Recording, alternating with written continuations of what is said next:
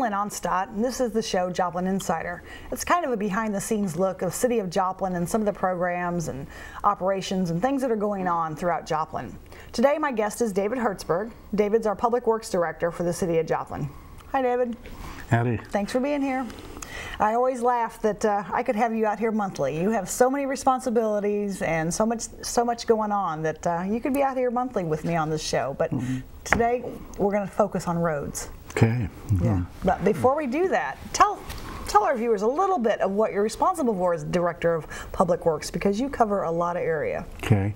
Well, some of the things when I was in college, I didn't know that I would be running a bus system, you know. The trolley, yes. The trolley, yeah. And but that's under Public Works. The airport is under Public Works. The Public Works Center, which includes the operations and maintenance of streets, signals, traffic signs, striping, all the little things that you expect on a city street. And then also the wastewater treatment of collecting the wastewater and then treating the wastewater before it goes into the creek, and then the recycling and solid waste component. And all of those things. Also, we have an engineering group that does the design and the building of those things before the operations and maintenance people take care of it. Right. So. Well, and the one thing a lot of people have been thinking about, and we'll talk about this because there's a project, is stormwater. Stormwater is one of the big things. And we'll talk about that here shortly, because that affects our roads too. And that's what I wanted to talk about today. Is people see orange cones or barricades, signs, things like that blocking roads, you know, merging lanes, things like that. And to be quite honest, I think the city gets a bad rap. Sometimes they think, that darn city. What else causes those kind of signs and lane merges and things like that? Sure. Well, one is progress. Yes. Yeah, of doing an improvement on a infrastructure, whether it's a city infrastructure, a utility generated project that's not really related to the city but it's in the city, MoDOT, private building construction, you know, for driveways and you know, one that new restaurant in town and those things that once again not directly related to the city but in the city. Right, right. And so there's a lot of those things, and all of them are from an engineering perspective is progress in trying to make a more sustainable and customer friendly town to do your business. Right, and at the same time keeping traffic moving while that work is going on. That's correct. And I think you guys have had a lot of practice these past few years.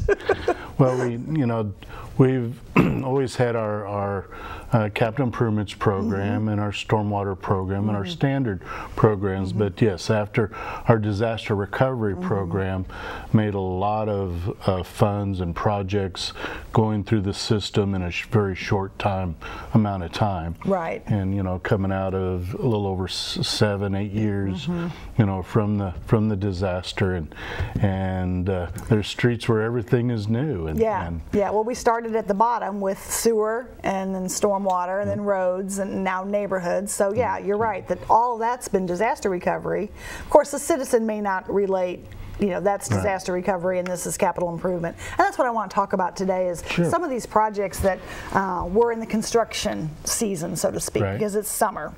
And that's when a lot of things can get done on the road. So I know the first two projects I wanted to talk about concern something that we're very excited about are the bridges.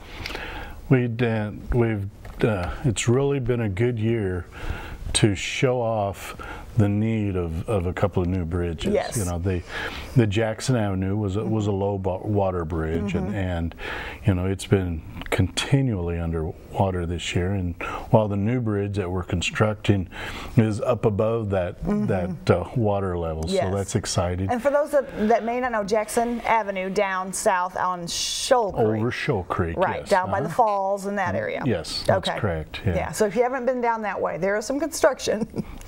Yeah. And but we're excited about that project, and this is a bridge project. We're not there's not any elevations in roads, but the bridge will be a lot higher than the existing low water bridge. Okay. Then on the other extreme end of town, on the north end of town, was of course over Turkey Creek. There was a low water bridge there on Schifferdecker. Yeah, before you go much further, I want to ask Alyssa in the control room. We have a picture of this bridge, and we can kind of walk you through it. But yeah, okay.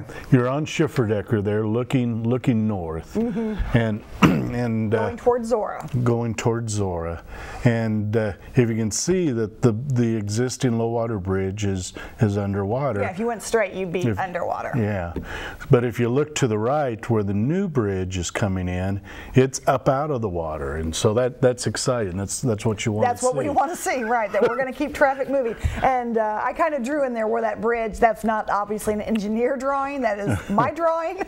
So, but you can see kind of how that road is going to slowly taper to the right. Right. And that'll be the time when you will have some traffic deterring is the points when we're connecting to those to the existing road. Right. So, yeah, because for the most part, traffic has not been hindered by this. No, it's just been something you look off in the field. They're making progress. Yeah, they're doing some things over there. What's that? Yeah. So obviously, 2 major bridge projects. I would think that would be a lot of money. How are we paying for this one? Or these two? Those 2 have worked out very well. The Jackson Avenue, we worked with Newton County, and the funds through MoDOT and Federal Highway bridge money, and so the city of Joplin put in the local match, and then Newton County partnered with us to make eligible the bridge money funding through the federal and state. Okay. And so that was a good project. Right. It's always nice to have several partners in a large dollar amount project. Yeah. And then on the north end on Schifferdeck, we're partnering with Jasper County, our other good friends, and they actually had some money that they were willing to invest directly out of their budget, and we put some money in ours, and Joplin Special Road District put some money into the project, and so that was another 3-way partnership to achieve something that'll help a lot of the residents both in and out of the city. Right, yeah, coming into the city, leaving the city, and coming through the city. So how soon will these be done? Well, we're looking at completion this construction year. Okay, so by the end of the year. Yeah. Okay. That and like you said, probably some lane closures for Schiff and at the tie-in points. Yeah. Once we get closer along, and they'll try to minimize that. Of course, we'll talk about how you can keep informed of road closures, but you can always watch the website and our Facebook. So those are the 2 major projects coming out of the water, literally. So. Another area to the south is the widening of 44th Street and Connecticut Avenue. Some people saw the Connecticut Avenue bypass over I-44 completed last year. The bridge that MoDOT worked on. So now what's the next phase for that project? Well, of course, if you're down in that area, you're seeing utility relocation take place, and later this summer you'll see the city contractors start. Okay. And that'll be from the bridge on I-44 on Connecticut down to 44th Street. Okay. And then 44th Street from Connecticut to Range Line. Yeah, heading back east. Yeah. And what you're going to see is a 5-lane road based on future development around about there at 44th and Connecticut, and the widening is taking place on the potential development side, so that you'll see the widening on the north of 44th Street and on the east of Connecticut. Okay. And then the other side of the street, you're going to see sidewalks and shared paths, and some of that will also help the adjacent residents along that. Right, because that provides great connectivity. A lot of people are wanting to walk more and use their bikes and things like that, and so that will be safer. Now this project's being done like Zora. Is that correct? Where we build out 3 lanes now? We have a room. No. Are we building all 5? This one is we're going to go ahead and build all 5. Oh, I did not realize that. Yeah, there's other projects that we are phasing in. Okay. 32nd Street, which is another year or 2 away, but that one we're buying the 5-lane right away and only building the 3-lane. But this one we're actually building the 5-lane. Okay. So yeah. So and again, there'll probably be some lane closures, road closures, as we go through this season. Yes, lane closures. We anticipate to, all the residents will be able to get in and out. Yeah. Well, and ideally, in working with you, I've noticed that it is a priority to try to keep the road open as much as possible. Right.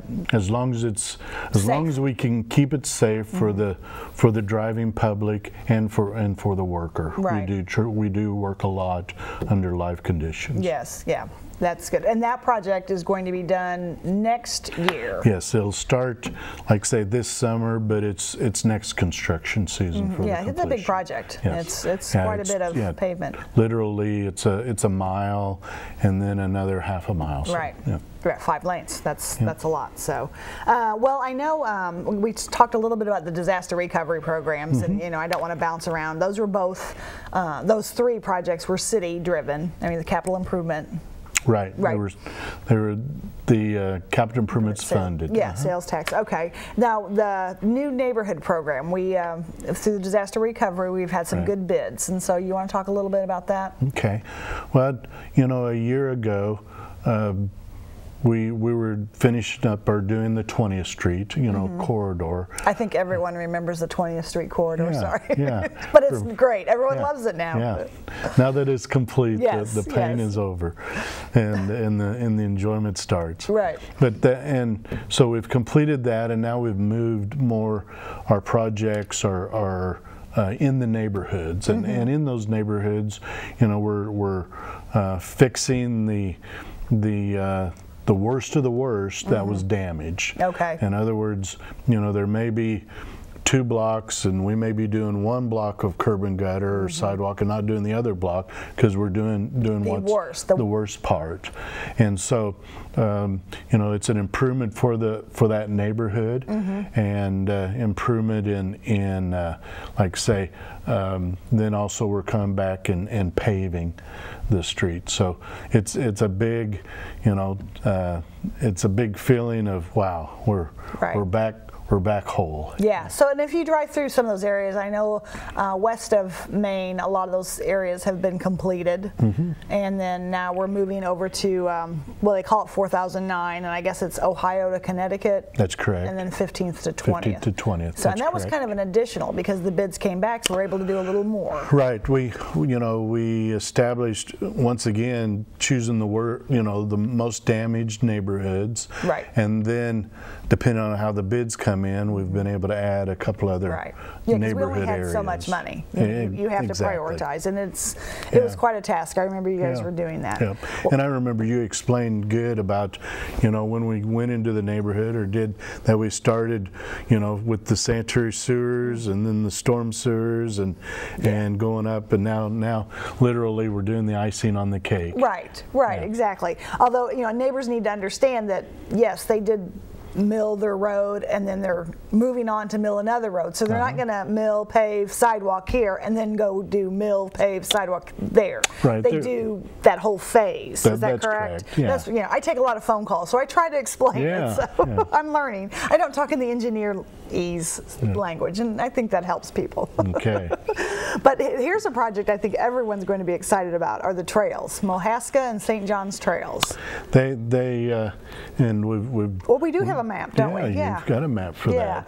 There it is, and and the red that you're seeing is the St. John's Trail. Okay. And then, and that's been awarded and is under construction. Mohaska is already under construction. That goes to the east, and so you're tying in the 26th and McClellan, Cunningham Park, Mercy Park area, with the trail all the way to Main Street, and then that tying into literally the downtown hubs.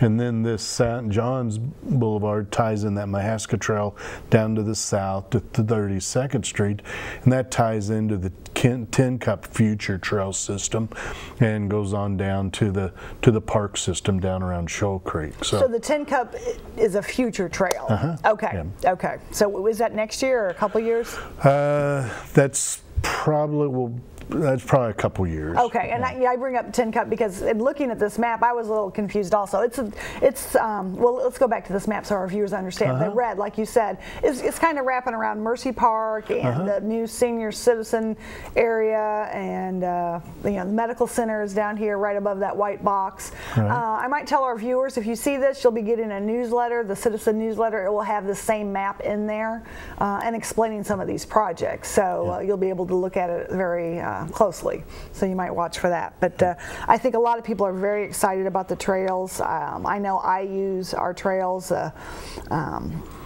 quite often, and really think they really help the connectivity throughout the city. It's one more tie into the community, and this project literally ties that Southern Park, Shoal Creek, Grand Falls system into the downtown area. Right, because I think a lot of people think trails, they think the Frisco Trail, which is out towards Webb City and Zora and St. Louis and that area.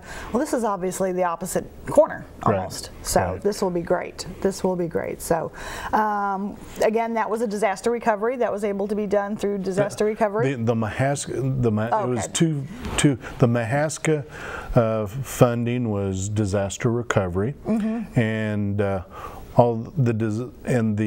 St. John's Boulevard was actually a transportation program through MoDOT. Okay. And so that funding was partially funded by MoDOT, and then it was also the local cost share of that was provided by the Parks Trail System funds. Yeah, because again, Parks is a big part of this too.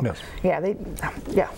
I think it's great that we're getting people outside and walking, and they were out there with their kids. We've had a lot of people come to council in support of trails, and that's been a big factor. It was part of the initial CART work that they did after the disaster, that they wanted to find out what citizens wanted. Green space, they wanted connectivity. So yeah, well, people are coming out here to Missouri Southern University, Missouri Southern State University. They're going to hear about this project, and they'll probably be very excited. Zora and Duquesne intersection. Okay, Zora and Duquesne, there's a two-phase. The improvements for the long-term project is still a few years away. Okay, so but the surface of the intersection has gotten rough over time, and so the city of Joplin and the city of Webb City have partnered together. Once again, I like partnerships. Yes. And with that partnership, we're going to see later this summer the milling and the repaving of the existing pavement. Making a smoother surface. Right. Yeah. Now, it won't be any geometrics on this phase, but it'll be making it smoother until the long-term project takes place. But which we'll see in a couple years. So yeah, and sometimes that's what it takes, is kind of a baby steps, so to speak. So, okay, well, we talked a little bit about stormwater in the beginning of the show and how people are, with the bridges and such like that. We've seen a lot of rainwater in our area.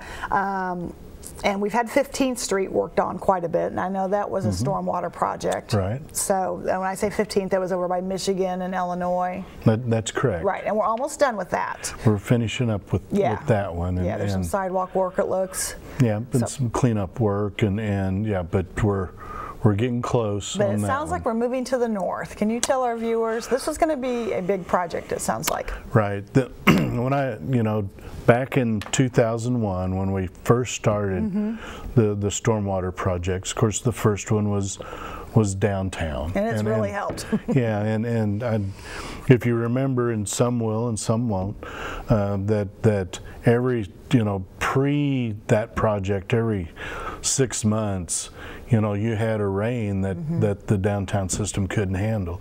And I remember we had times in you know, in 76 and 86 and 46, I guess those 6 or what years, yeah. but anyway, years that you know, I remember a picture where somebody was sitting on a bicycle and the water was up to literally the seat of the bicycle. Yes. And that was the way it was up until this project. We put in the parallel project down, and when I say a parallel project, we put in a parallel system. Okay. We didn't take out the old system. We put in a parallel system, so it's 2 barrels rather than one.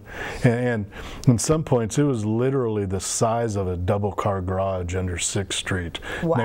next to the city hall. Yeah. And so anyway, once we got that, that's a 25-year design. So you know, it can be flooded again. I don't want to make any promises, but since 2001 it hasn't been. Yeah, it's held. And so it's been really a first step in the development, redevelopment of the downtown area. When you as a developer and an investor knows, hey, there's, you know, it's not as often as every 6 months I'm going to have water in my building. Right. And so it was kind of the first step, and it was the first biggest one, and then we started moving to other big systems, and of the major intersections that I remember flooding over that time, the last one is that 7th in Illinois. Yeah. And which then takes it down Murphy Boulevard and Landreth which Park. then takes it down Murphy Boulevard and Landreth Park. So this project that the contractor's working on in phases, they'll start up on the you know, toward the 15th Street end and work down, and then they've got a second phase that's actually putting in more culverts under 7th Street, so there will be some detour during that time. And but once again, once it gets done, this will be the kind of the last of the major intersections that's a city controlled that we can get. Right. Well, you know, you look at 4th and Murphy, and you know, you can see those large culverts that have been put in, and they've really helped. Yes. That water just spreads out instead of just bunching up in little and then just flooding everything. And that was done with this stormwater money. And once again, it was back in the old days, it was pretty regular of having trouble there. Well, it's a low spot. I mean, you know, if you drive through Joplin, you can see, you know, you look back and it's downtown's up high, and then everything else is a little bit lower.